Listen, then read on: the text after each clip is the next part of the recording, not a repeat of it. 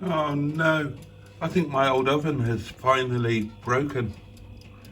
God, I've had this such a long time. The light's on and the timer's clicking, but I can't hear the ovening. And I'm sure it used to make an ovening noise. Oh, gutted. Oh, the heaty bits are still on, so maybe it's just the fan that... Did it have a fan? Maybe that's what's... Oh well. You joined me in Sheeson and it's absolutely bastard freezing.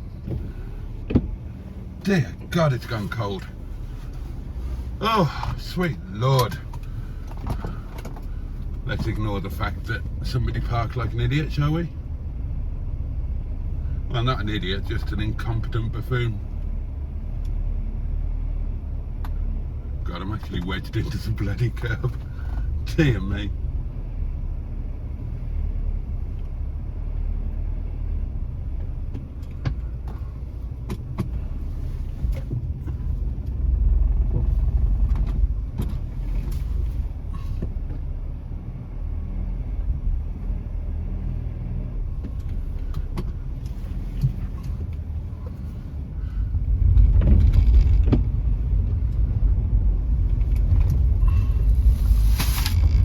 Oh, hell. I should have tied the top on that, shouldn't I? Oh, too late now. Let's have heated rear window. Oh, is that on? Ah, no, it's on. Turn that up.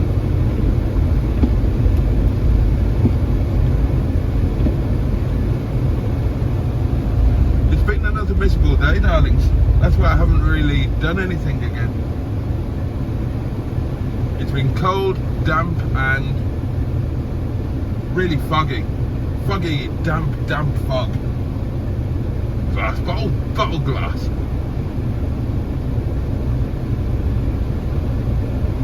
We've got the traffic issue again, presumably from roadworks. Here we go.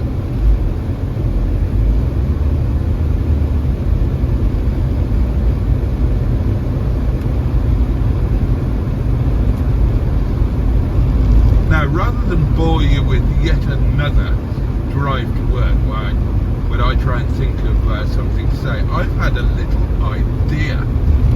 Now, on certain social media sites, there used to be, might still be, a thing called hashtag Throwback Thursday. And I thought I might adopt that. We were talking, or I was talking in the live stream last night about a video, I think it was top 10 fuel saving tips, that I'm incredibly fond of, and it's from quite a long time ago. So I thought I might do the Throwback Thursday thing and just post in the Daily Diary an old video that you might not have seen and that I think you might enjoy. Partly because I think it'll be good content, partly because I think you might see something that you haven't seen before and you might enjoy, but mostly because I haven't managed to film anything else. And it's better than subjecting you to yet another journey to work. So, here you go, by the magic of clever editing, the day after I actually record this, Throwback Thursday, 10 top fuel saving tips, or whatever the video is actually called. It'll have to be called that now. Enjoy! Bam, bam, bam. Oof! Right! Where are you going? I'm going behind you, darling. What? It's not the first time I've said that, is it? It doesn't take long, does it? Are you ready? Are you ready? Cut! The doings of Mustard. And Boaty. Sorry.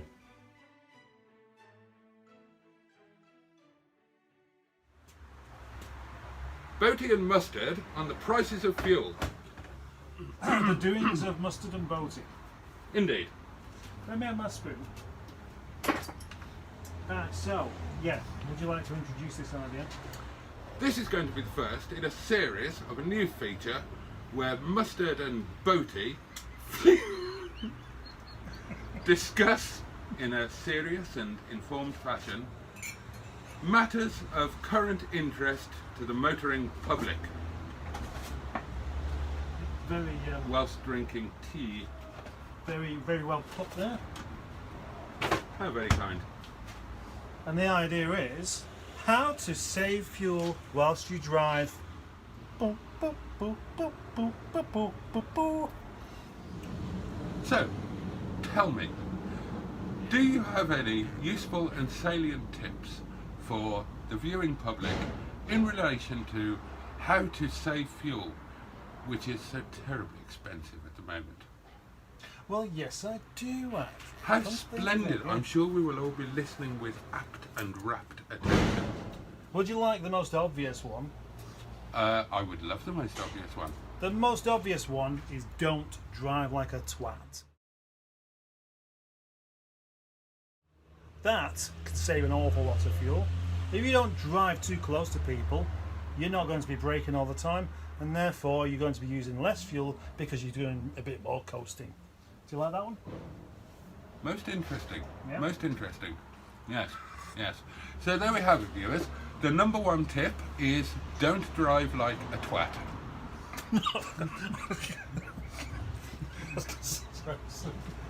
Don't drive like a twat. Don't drive like a twat. Or a tosser. How would people be aware of whether they were driving like a twat It's a or good like question. a tosser? It's a good question. And which is the most economical style of driving? Oh. Tosser driving or twat driving? Tosser. A tosser?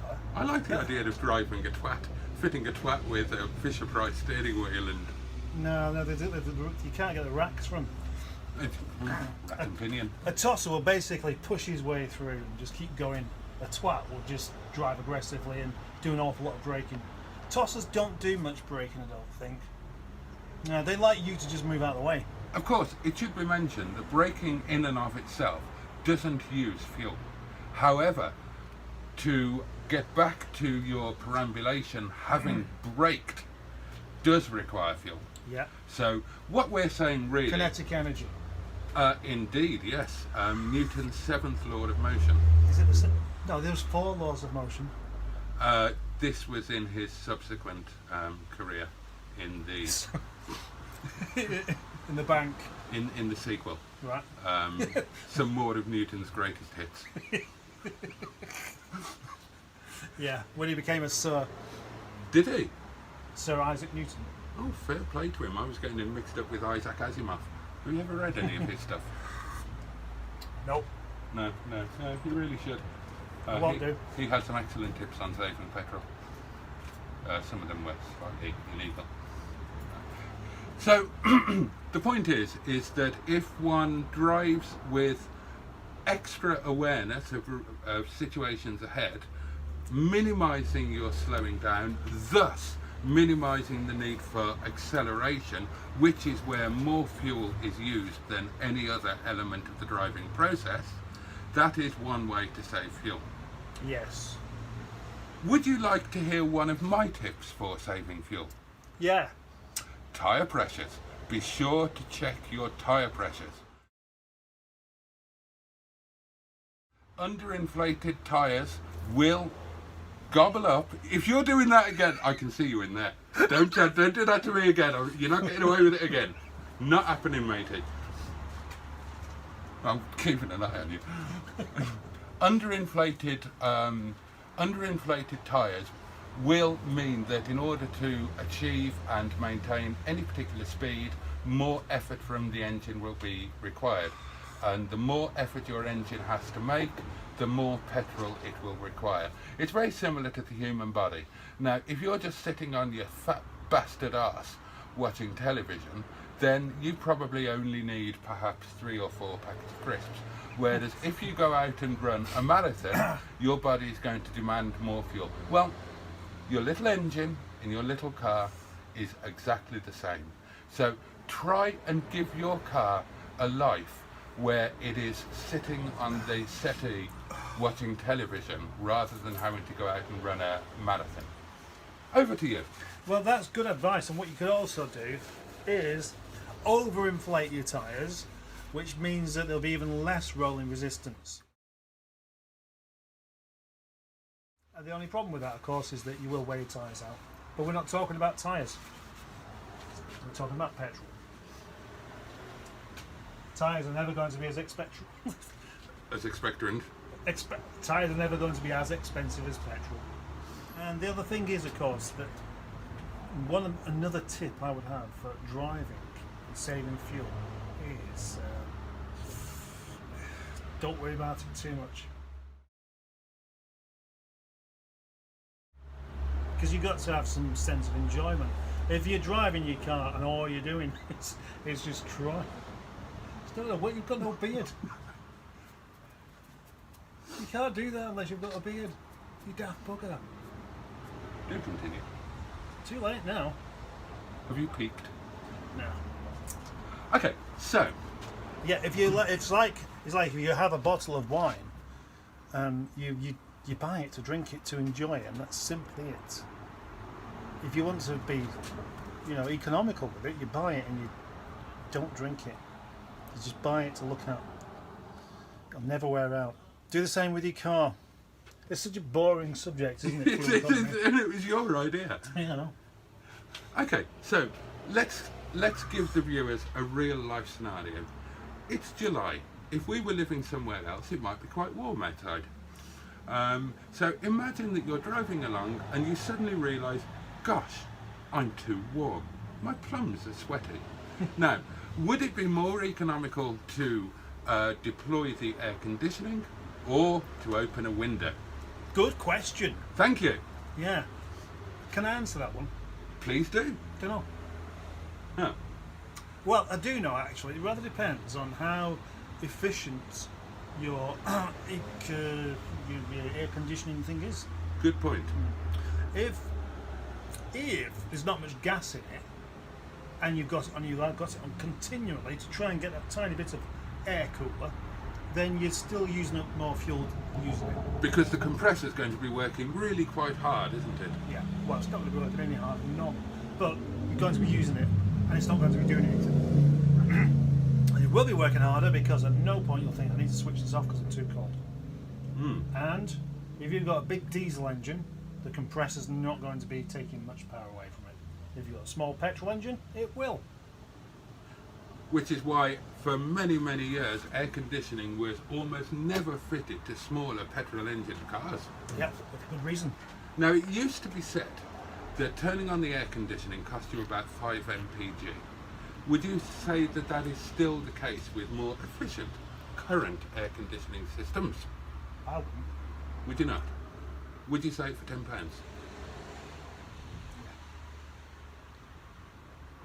I'd do anything for £10. I...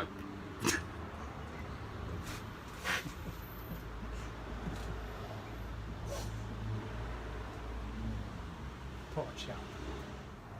Don't drive with fat people as friends.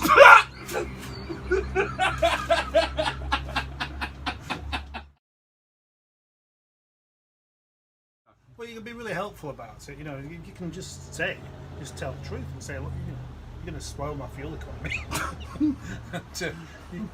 It would help you if you walked. If you walked, Yeah. yes. It would help you a great deal. Yeah. Yeah. So Because exercise is... So undo that seatbelt now. Oh, you'd actually let them get in? Yeah, because getting in and out would be a form of exercise.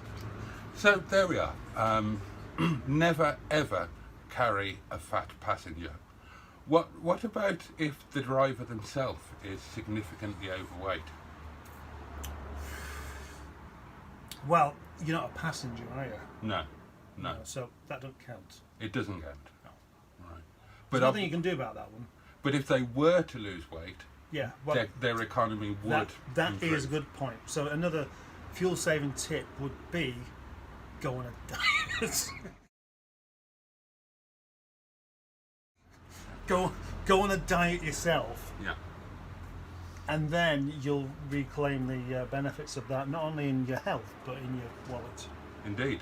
Yes, that's a very good point. Another one could be the fuel is used up in distance, and if you swerve much to avoid potholes, rabbits, whatever you like, you're going further. You're going to use more fuel. So run things over wherever possible. Yes. We've established that if you are overweight, it will improve your fuel economy if you manage to lose some weight. So, to take a real life example, how much money do you think the average person would save on a commute to work in mixed conditions over a distance of, let's say, 10 miles, if they would have a shit before leaving for work rather than having a shit at work? Well, right, now that's a tricky one, because of course, if you do it at work, you're doing it on company time. It's a paid shit. Yeah. And we all know that makes sense. Yes. Yeah.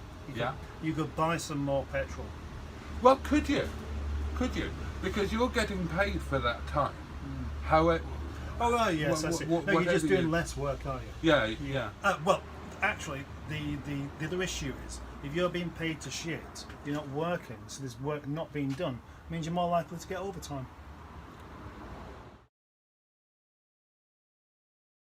My mother, when she was alive, bless her, ran a nursing home, and she used to make me do unpaid work to repay her for what was, by all accounts, a very difficult birth. And and I had this lovely lady in a stand aid, and I used to pride myself on my bum wiping. I mean, I was really, really, really good. It was like the full 5-star wiping experience. You know, we're talking about, because I didn't stop at the wiping. Oh no, it wasn't just wiping and then finish. No, we're talking hot, soapy flannels, then a nice hot flannel with clean water, patted dry with a soft towel, applying a little bit of barrier cream, all of that sort of thing. And it was when I was just at the barrier cream stage with this nice lady in the stand aid, with supporting standing up like that, and I'm behind her just applying and she let go this dreadful fart with accompanied shrapnel, and I was really concentrating hard on the barrier cream, so I had my mouth open and it just went That's a great story. And it didn't. That deserves its own video, that one. A new feature. Boaty gets shut on. That's fantastic. If I had to wipe somebody else's arse, I wouldn't do it any better than I do my own. That's an interesting question. Is it a question? Well, it's about to become a question. If part of your paid employment was wiping an arse, Yeah. then would you wipe the arse to your own standard? Because you were being paid, would you go above and beyond and wipe to a higher standard? And if you did, would you then upgrade your own arse wiping to a paid-for standard? Yeah, and I mean, yeah, it could end up with you having a much cleaner bottom than what you normally would have if you wasn't a professional arse wiper. Yeah. So it goes without saying that if you're going to do something, you've got to do it to your best of ability. Otherwise, you don't like doing it. You enjoy things if you really put the effort in. Yes. Right. So, and then with that, because there's a sense of satisfaction from a job well done. Yeah. And there's nothing worse than wishing your life away whilst wiping.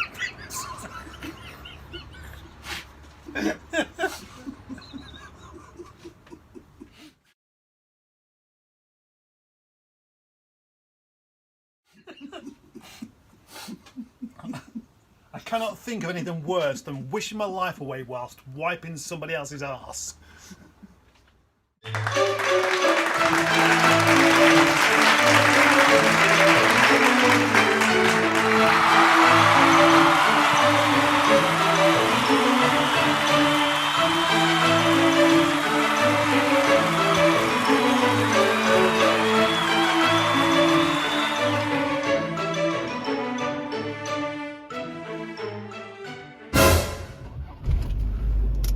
Right.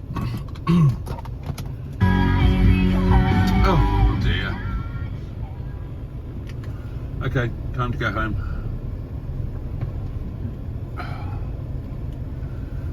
You can tell we're ramping up towards Christmas. It was busy in there tonight. Takeaways not so much, but the restaurant was really busy. Well, by Thursday standards, really busy. Seatbelt. Nip out in front of this bus. Fabulous. Right. Let's get home to a nice warm cottage. Here we are, my lovelies.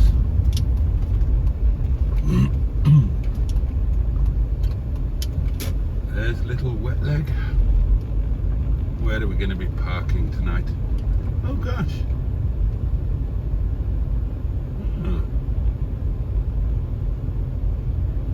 Oh, and Nikki's tucked in there. Oh, we're right down the bottom tonight then. There we are.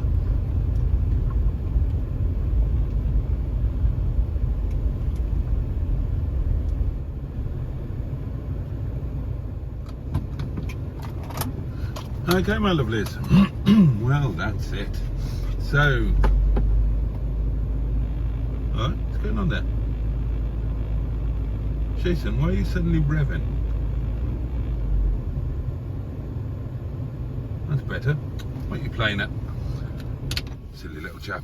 All right, my lovelies. Thank you so much for watching. Have yourselves a safe and peaceful night, and take great care. Oh, hang on. I need to get that out, don't I? Hang on. Oh, I put those in my... Did I? Yes, I did. Okay. Right, I've got a bloody big bag of shopping to hump up there. Take great care of yourselves. Have the best day that you can tomorrow. Much love from me, and good night.